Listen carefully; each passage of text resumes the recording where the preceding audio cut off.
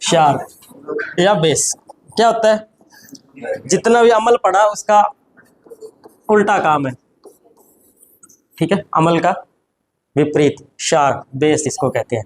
स्वाद कड़वा होता है, स्पर्श करने पर साबुन जैसे चिकने लगते हैं। लाल लिटमस को नीला कर देंगे। लिटमस किस पेपर से प्राप्त होता है, किस पादप से? लाइकेन से। अम्ल से क्रिया करके लवण तथा जल बनाते हैं, ये ध्यान रखना। और ये लवण और जल बनाने वाली अभिक्रिया को क्या कहते हैं? उदासीनीकरण अभिक्रिया।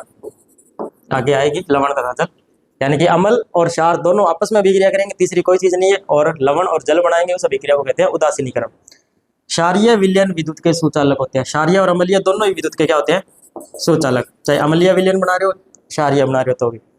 और जो जल में विलयशील क्षारक ही क्षार होते हैं कि जो पानी में घुल जाएंगे। सोडियम हाइड्रोक्साइड है या पोटेशियम हाइड्रोक्साइड है, पानी में अंदर मिक्स हो गए तो यही क्षार है। अविलयशील क्षारक क्षार नहीं होते, जो पानी में नहीं घुलते, जैसे zinc oxide, ZnO, ferrous oxide, Fe2O3। किसका सूत्र है ये? Fe2O3। Cupric hydroxide, copper hydroxide, किसका सूत्र है वो? लोहा ऑक्साइड। ये जंग का सूत्र है। रस्ट, जंग पड़ते हैं ना, लोहा पर जंग लाग जाए, ठीक है। जल और ऑक्सीजन के साथ अभिक्रिया करके जंग का निर्माण होता है, जल और ऑक्सीजन, ठीक है। ये सारा आप नोट कर लेना चाहिए बाद में आराम से। इसमें से क्वेश्चन अगर बिल्कुल लो लेवल का पूछे तो लाल लिटमस को नीला कर देते हैं। स्वाद वगैरह इसका नहीं पूछते कि स्वाद कैसा होता है। जैसे उदाहरण है कि सर्फ जो है, सर्फ है, साबुन है, ये सारे के सारे क्षार होते हैं। तो टेस्ट करके देखा ही हुआ है, सभी का टेस्ट करके देखा हुआ है ना। अब भी टेस्ट हो जाए। महत्वपूर्ण गुण, इंपॉर्टेंट जो उसके प्रॉपर्टी है क्षारकों की, वो क्या क्या है? अम्ल जब अपने पढ़ा था तो अम्ल कौन सा आयन रिलीज करता है? कौन सा आयन था? H+। क्षार में OH- होगा हमेशा। हाइड्रोक्सिल आयन OH- देता है, और आयन की सांद्रता ही प्रबल क्षार या दुर्बल क्षार को बताती है। यानी कि OH- जितना ज्यादा होगा उतना ही प्रबल होगा, OH- जितना कम होगा उतना ही दुर्बल क्षार होगा। सेम प्रबल अम्ल प्रबल क्षार वाले दोनों एक ही चीज है। प्रबल अम्ल में H+ आयन ज्यादा था, प्रबल क्षार में क्या होगा? OH- ज्यादा होगा। जैसे सोडियम हाइड्रोक्साइड है, ये जरूर याद रख लेना कि sodium hydroxide, potassium hydroxide, barium hydroxide, calcium hydroxide, ये सारे के सारे प्रबल क्षार है कि ये जैसे इनको पानी में मिक्स करोगे OH- आयन ज्यादा देंगे। दुर्बल क्षार अमोनियम हाइड्रोक्साइड, मैग्नीशियम हाइड्रोक्साइड, ये क्या है? दुर्बल क्षार है, ये जल में OH- आयन कम देते हैं। अब अपने पीछे पढ़ा था कि जो क्षार है अम्ल के साथ अभिक्रिया करके लवण और जल बनाते हैं, उसको उदासीन अभिक्रिया बोलते हैं। तो उदासीन कैसे होता है कि एक तो H+ है, एक OH के ऊपर माइनस है। जब प्लस और माइनस आपस में रिएक्ट करते हैं तो एक दूसरे को खत्म कर देंगे, उदासीन कर देते हैं। उस अभिक्रिया को बोलते हैं उदासीनीकरण अभिक्रिया। प्रबल अम्ल, प्रबल क्षार, दुर्बल अम्ल, दुर्बल क्षार, इनके उदाहरण जरूर याद रखना। कि कई बार क्या आता है कि टेबल बना के पूछ लेगा आपसे, प्रबल अम्ल, प्रबल क्षार, दुर्बल अम्ल और दुर्बल क्षार। या तो क्वेश्चन क्या पूछेगा? निम्न में से सही सुमेलित नहीं है। 4 में से 3 सही कर देगा, 1 गलत कर देगा। या इनको मिलान कीजिए कि प्रबल अम्ल के सामने सूत्र लिख दिया CH3COOH का, प्रबल क्षार के सामने लिख दिया NH4OH का, यहाँ लिख दिया H2SO4, और दुर्बल क्षार लिख दिया NaOH। तो मैच करना है। CH3COOH कौन सा अम्ल है? प्रबल है, दुर्बल है? दुर्बल अम्ल है ये।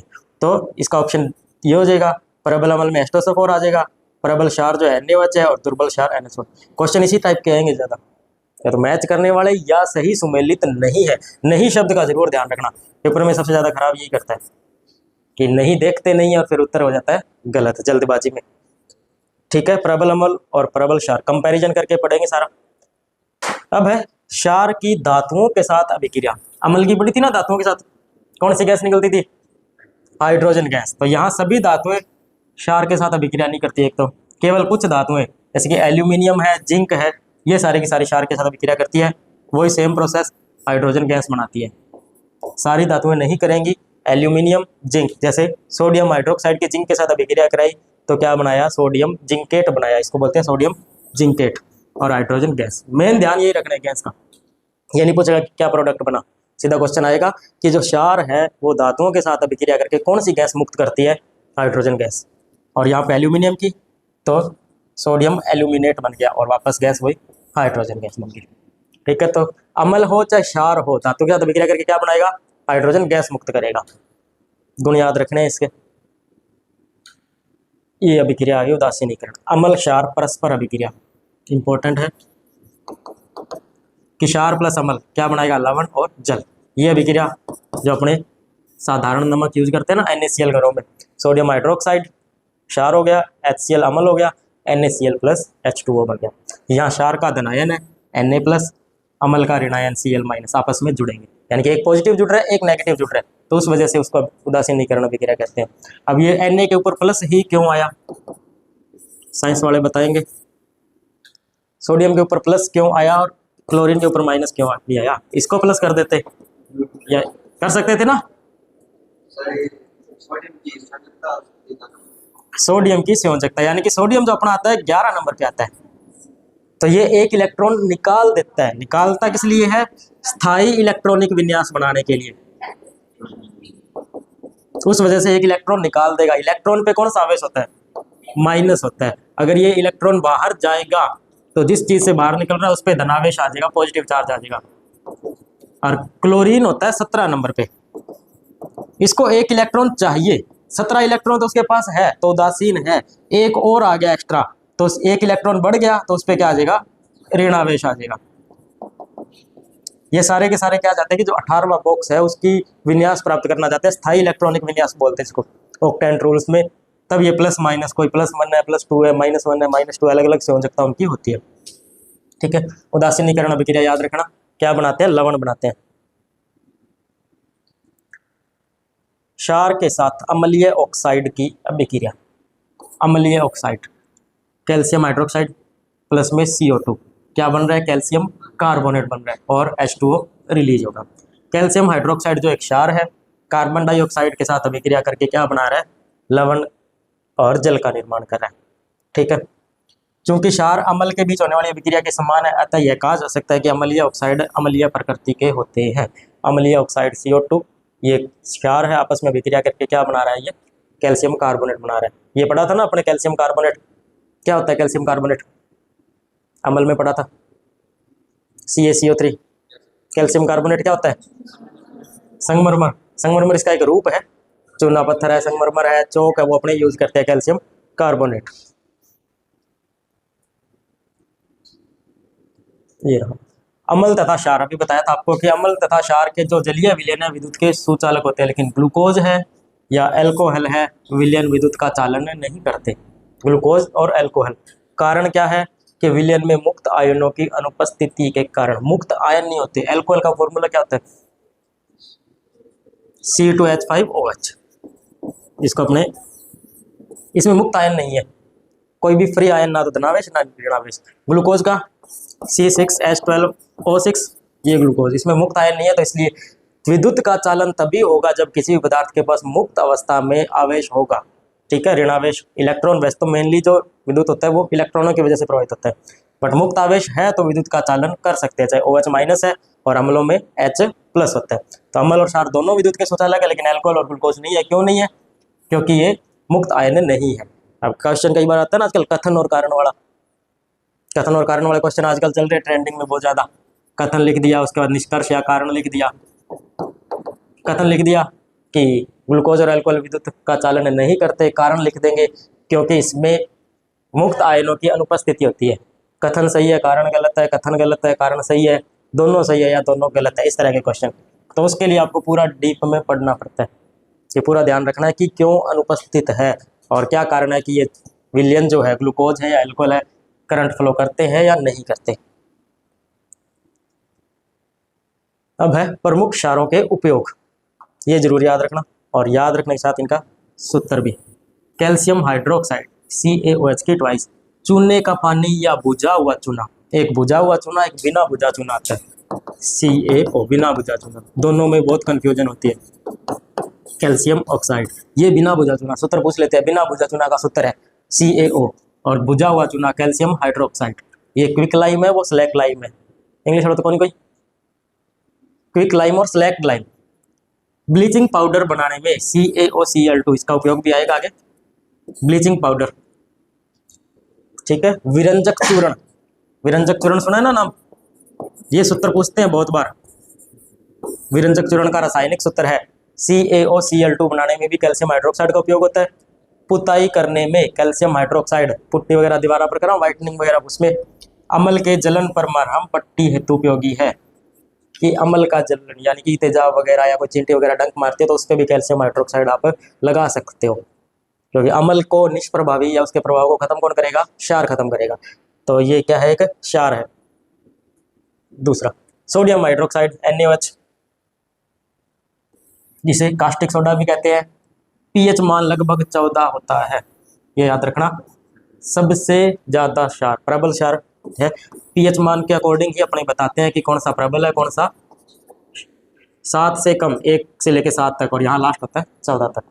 pH मान जितना कम होगा वो उतना ही प्रबल अम्ल होगा, जितना ज्यादा होगा वो उतना ही प्रबल क्षार होगा। इसका हाईएस्ट है 14, NaOH, ये प्रबल क्षार है। कपड़े धोने के साबुन बनाने में उपयोगी है।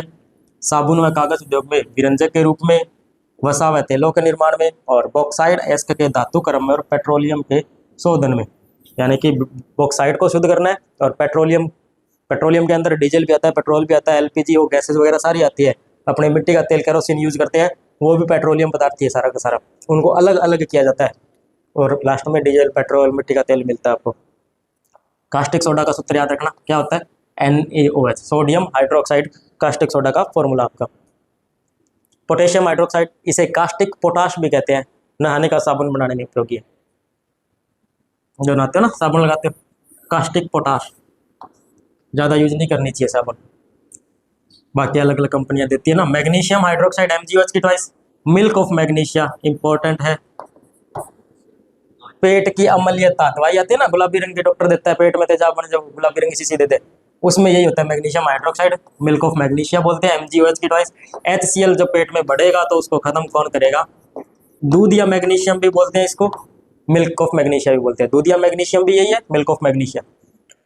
कैल्शियम ऑक्साइड, इसे बिना बुझा चूना भी कहते हैं। वो बुझा हुआ चूना ये रहा कैल्शियम हाइड्रोक्साइड, और ये बिना बुझा चूना कैल्शियम ऑक्साइड है।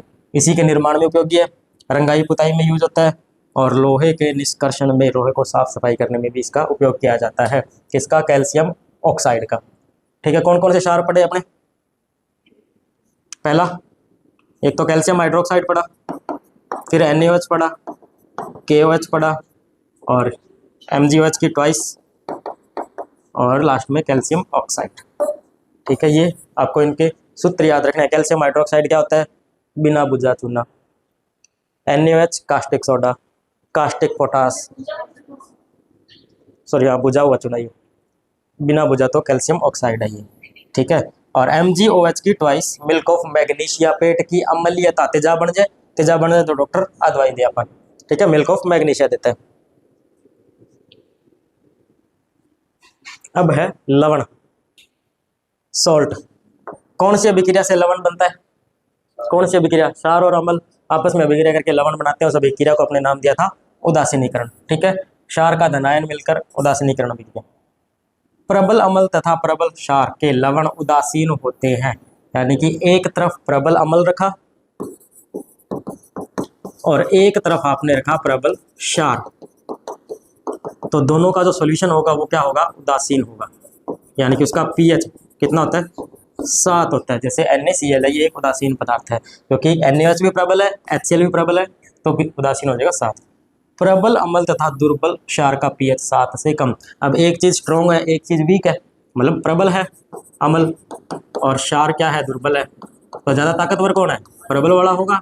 इसका pH अम्ल है, तो pH हमेशा कितने से? 7 से नीचे होगा।